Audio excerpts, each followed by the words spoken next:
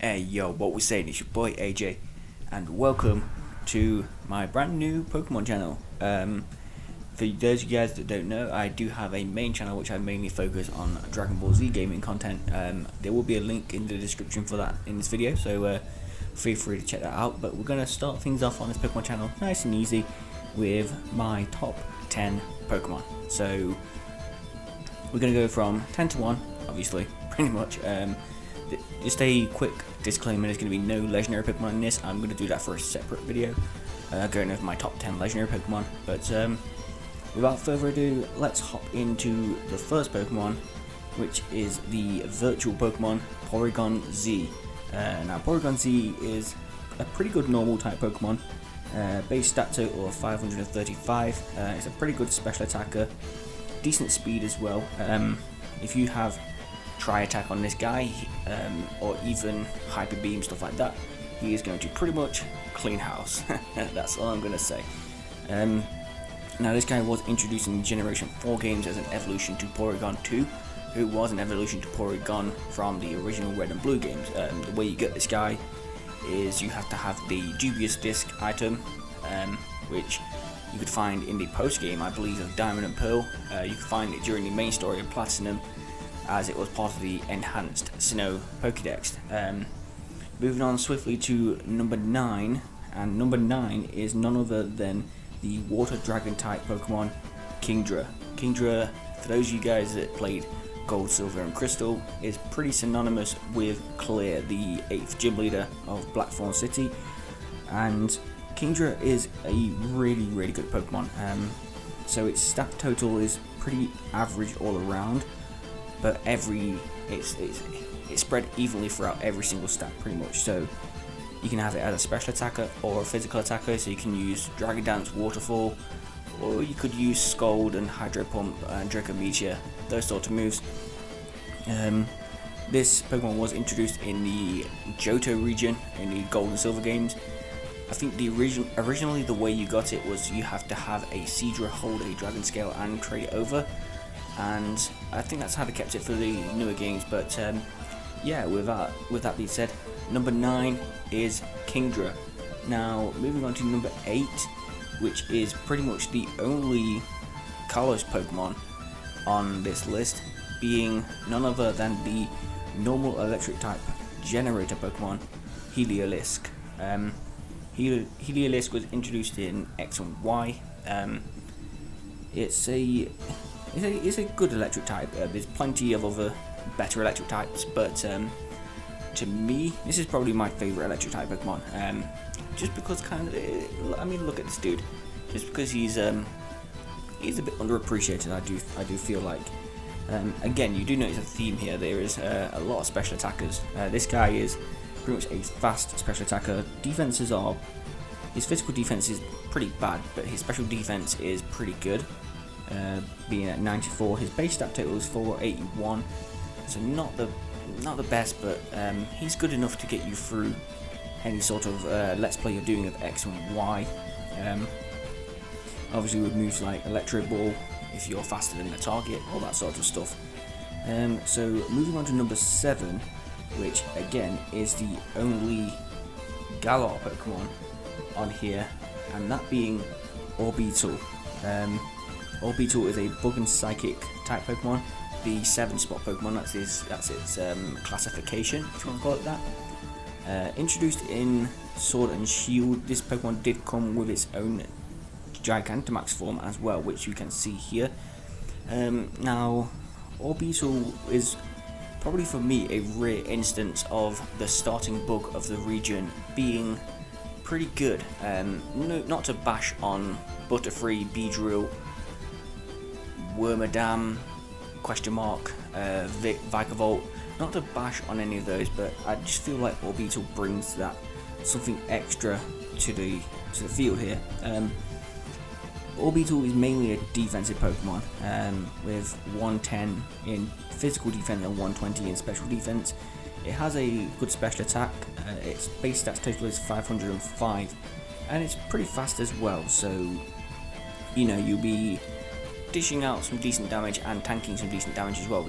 Just don't try and do any physical type moves because you will end up not being in a good spot. And moving on to number 6, we have another bug type Pokemon, this time being the Sun Pokemon Volcarona, the bug and fire type.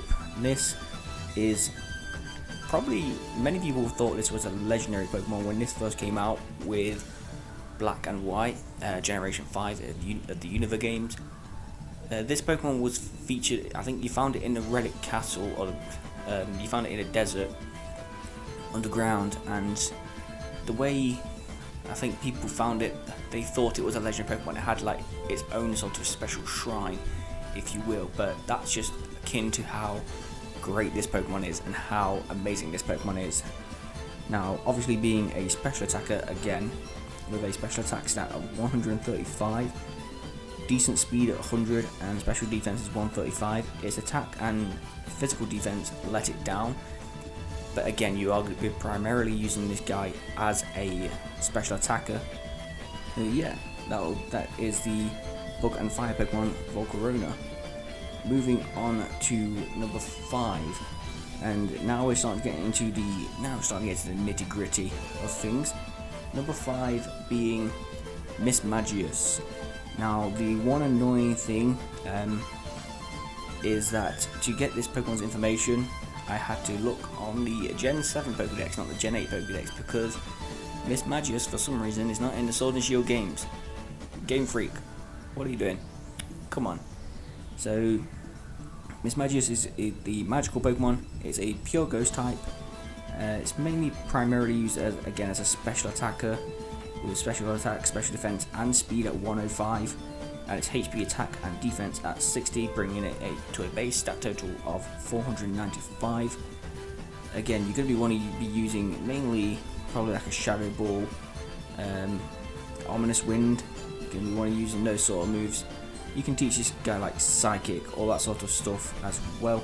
Mystical Fire, Power Gem, those sort of moves is what you're going to want to be using with Mismagius. Now, moving on to number 4, being Umbreon, the only evolution on the list. Now, I do like all the evolutions, but Umbreon just has that special place in my heart, especially its shiny form, which you can see here as well. Its shiny form it looks amazing. I just tell you that it's not a nasty green like Jolteon is. It's not, a horrible pink like Vaporeon is. It's a nice black and blue. Umbreon is mainly used as a defensive Pokemon, as you guys I'm pretty sure are aware of, with its defense and special defense being its highest stats. And this Pokemon came out in the Generation 2 games Gold and Silver, was the first Pokemon along with Espeon to be used as a friendship mechanic evolution. Obviously Umbreon evolving via friendship at night, and Espeon evolving via friendship during the day.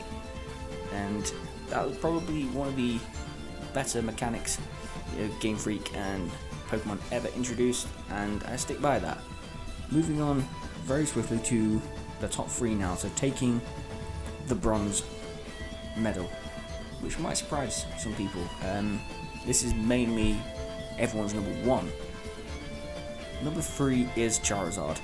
So I don't really need to explain much about Charizard here. Fire flying type, you all know that. Mainly its special attack is its highest stat, but you can use it as a physical attacker, especially if you're playing Generation 6 and you're using Mega Charizard X, which is a fire and dragon type. I primarily use Mega Charizard Y, being a special attacker again. This Pokemon is pretty much the mascot of the series, and obviously the whole reason behind, I think anyway, the whole reason why Pokemon cards and people collecting Pokemon cards is such a phenomena like it is now.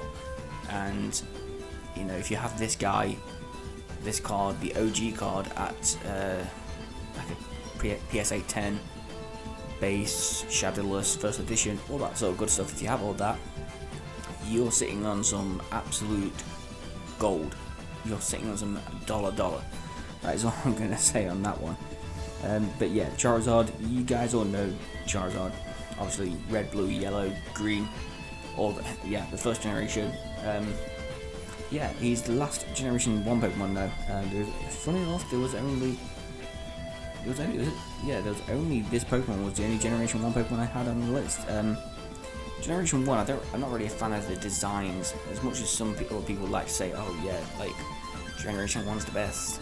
Gen 1ers, sit down. Yeah, moving on to number 2, which is another starter Pokemon. It's my favourite starter Pokemon, undoubtedly. That being the grass Pokemon, the forest Pokemon, Sceptile. I do prefer Sceptile's Mega Evolution to its regular form. Obviously, its Mega Evolution gives it the Dragon typing, but you can obviously only use that from Generation 6 and Generation 7 if you do the post game and stuff like that. So this Pokemon is again primarily a special attacker, very speedy Pokemon, very good for any kind of Omega Ruby or Alpha Sapphire playthrough if you are doing those. Obviously he was introduced Generation 3 in the Hoenn games, Ruby, Sapphire and Emerald. This Pokemon actually, fun fact, this was pretty much my first starter Pokemon, if you want to call it that, so a little bit of history. One of the very first Pokemon games I got was Ruby with a Game Boy Advance. Back in the day they used to bundle them all together. My first Pokemon game was Crystal, but like the first one I properly played and got into was Ruby, and Treecko was my first choice of starter, and Sceptile has stuck with me ever since. So with that being said, we're moving on to number 1, numero uno, the crown, the king. You probably know by the thumbnail already and the actual card at the start, but it is none other than the Gripper. Yeah, you heard that right, he's the Gripper Pokemon. The ghost Pokemon, Dusknoir. It's really hard to say that, I think. Dusknoir.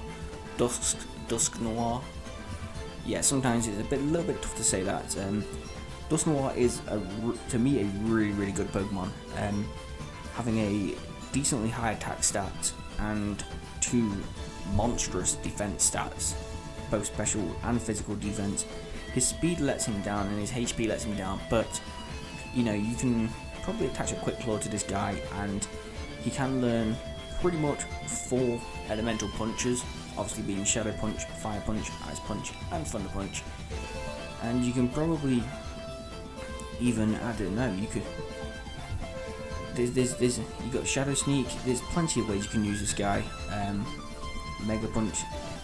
This guy is just a monster. I don't need to say anything else. Like, he's hands down my 100% top favourite. And you do notice there is a Sinnoh theme here. I'm a Gen 4 fanboy, so let's just say we're going to be looking forward to Pokemon Day this year with great interest. And yeah, that pretty much wraps up this video. So let me know what you guys think of that top 10.